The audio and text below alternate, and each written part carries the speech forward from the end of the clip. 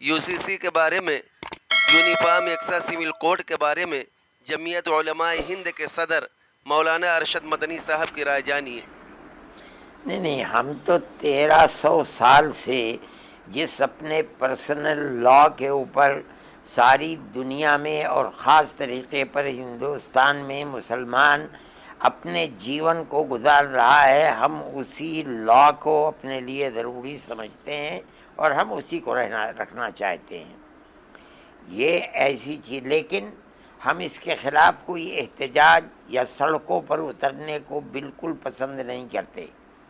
ہم یہ سمجھتے ہیں کہ فرقہ پرست لوگوں کی طرف سے یہ ایک مسئلہ ہے جو سیاسی مسئلہ ہے، اس کی کوئی واستوکتا نہیں ہے۔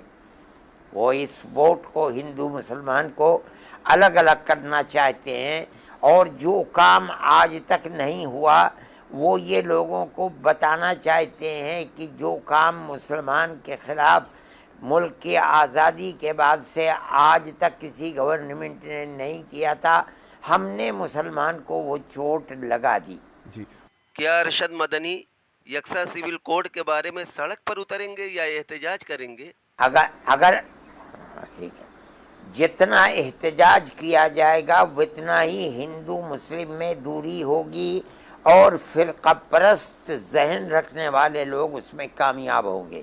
نہیں، سیاسی پارٹیاں جو ہیں وہ یہ کہہ رہی ہیں کہ یہ گورنمنٹ کا ایک سیاسی پہلو ہے، اس کی کوئی حقیقت نہیں ہے۔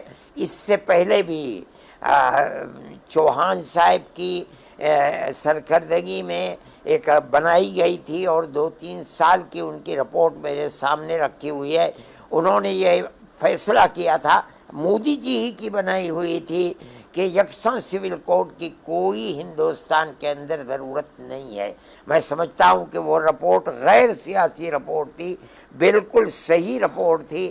اس وقت پھر دوبارہ اس کو لانا، کرناٹک کے الیکشن کے اندر بالکل کنارے ہو جانے کے بعد وہ اس طرح کے مسائل کو اٹھا کر کے پھر ہندو مسلم تفریق کو پیدا کرنا چاہتے ہیں۔ میں سمجھتا ہوں کہ چوہان کی جو رپورٹ تھی وہ اپنے جگہ پر صحیح تھی، اسی کے اوپر گورنمنٹ کو عمل کرنا چاہیے۔ شادی حلالہ اور عدت کے بارے میں مولانا ارشد مدنی صاحب نے کیا کہا؟ مجھے ہر چیز میں جو اسلام مذہب نے ہمیں تعلیم دی ہے اس کی مخالفت میں مجھے ہر ایک سے اختلاف ہے۔ یہ باور کرایا جاتا ہے، یہ بتایا جاتا ہے کہ مسلمان 4 شادیاں کرتے ہیں۔ 1,00,000 کا اگر سروے کیا جائے تو ایک نہیں ملے گا جس نے 4 شادیاں کر رکھی ہوں۔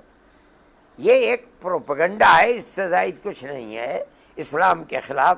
کون مسلمان ہے جو 4 ہے؟ بابا ایک بیوی ہی ناک چنے چبا دیتی ہے، 4 کو کون رکھ کر؟ اسلام میں مساوات اور برابری کے بارے میں مولانا ارشد مدنی صاحب کیا فرماتے ہیں، غور سے سنیے۔ یہ بتائیے کہ اگر مرد کو ضرورت ہے دوسری شادی کی تو وہ کیا کرے؟ اولاد نہیں ہوتی اس بیوی سے، اب بتائیے کیا کرے؟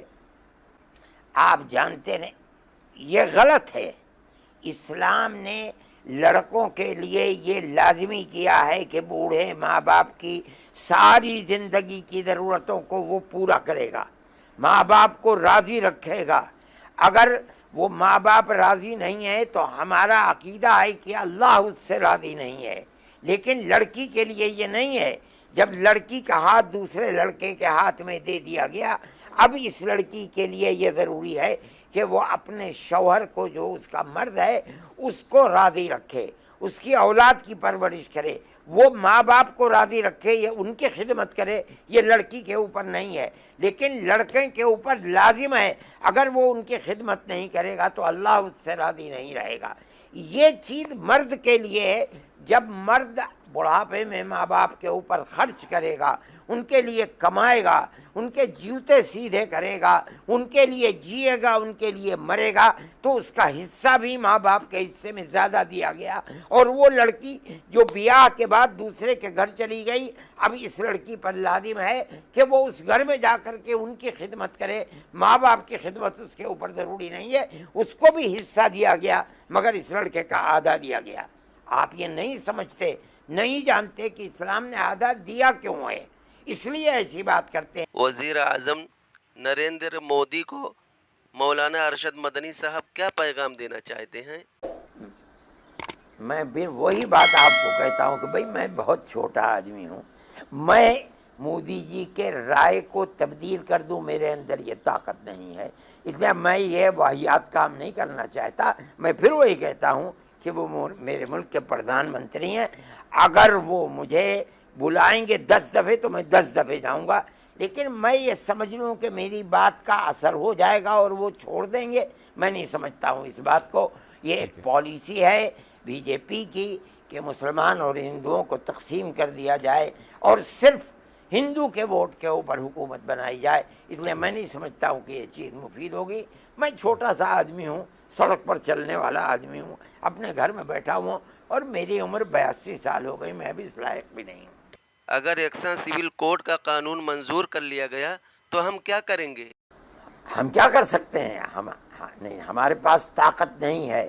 اگر یہ پاس ہو گیا اور کر دیا، بزور و زبردستی کر دیا گیا، ہم کیا کر سکتے ہیں؟ ہمارے پاس کوئی طاقت نہیں ہے. لیکن میں نہیں سمجھتا ہوں کہ جمہوریت کا نعرہ دینے والی کوئی حکومت ایسا کرے گی.